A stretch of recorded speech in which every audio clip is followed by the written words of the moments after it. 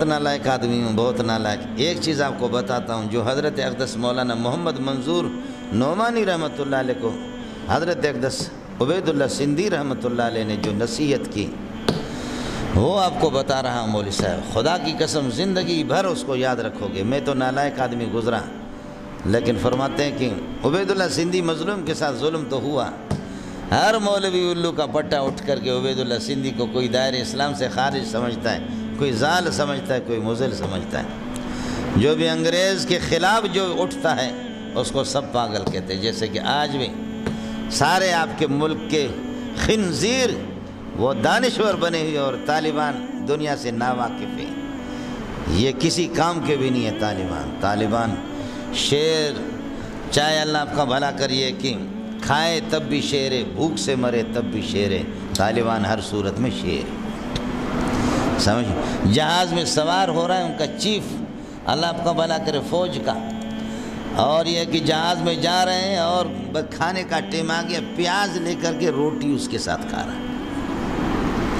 سمجھتا ہے، ابھی جو ساتھی حج پہ جو ساتھی گئے ہوئے تھے، بہت سے حاجیوں نے بتایا کہ سعودی حکومت نے دبر پہ زور لگائے، ایڑی چوٹی کی، طالبان کو خصوصی پروٹوکول دیے ان کے وزیروں کو، تمہارے لیے خاص یہ کہ ایئر کنڈیشن رہائش منی میں، مزدلفہ میں۔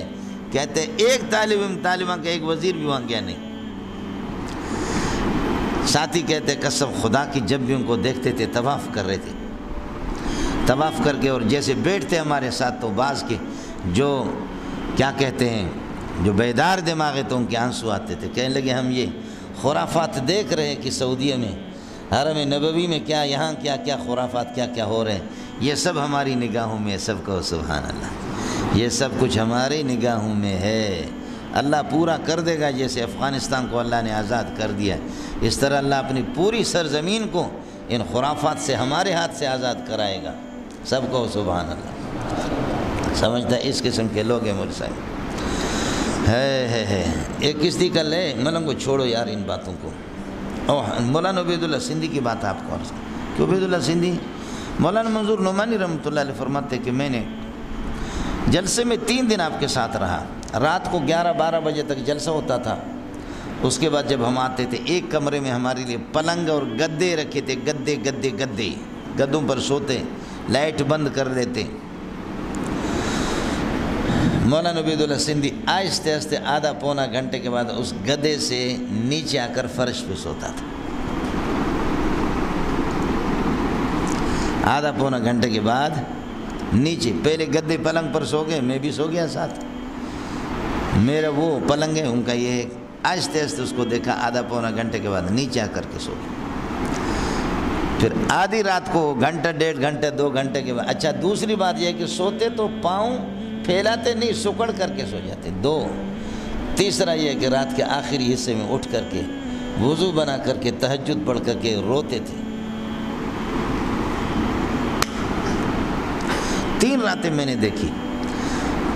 آخر میں جب جدا ہو رہے تھے میں نے کہا کہ سندھی صاحب، لوگ تو آپ کو ضال اور مضل اور گمراہ قرار دیتے ہیں، آپ کے بارے میں سنا تھا، لیکن آپ کے علم کا اعتراف، لیکن یہاں سب کچھ اس کا الٹ ہے۔ یہ کیا ہے؟ اللہ واسطے مجھے نصیحت کرو اور اپنی قابلیت کے راز بتا دو کہ یہ کیا ہے، یہ علم کہاں سے؟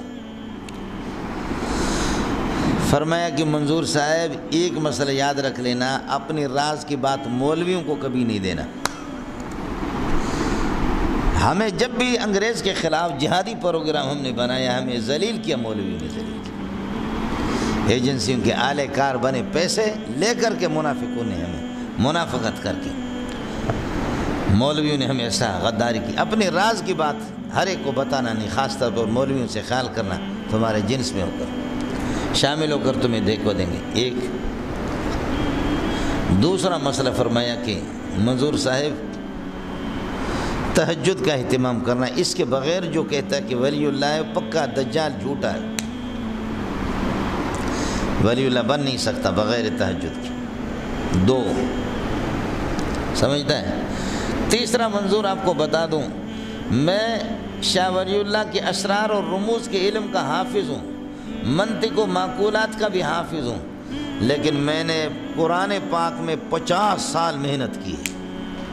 میری محنت کا مرکز قرآن رہا ہے، میری محنت کا مرکز قرآن رہا ہے۔ جو کچھ علم آپ کو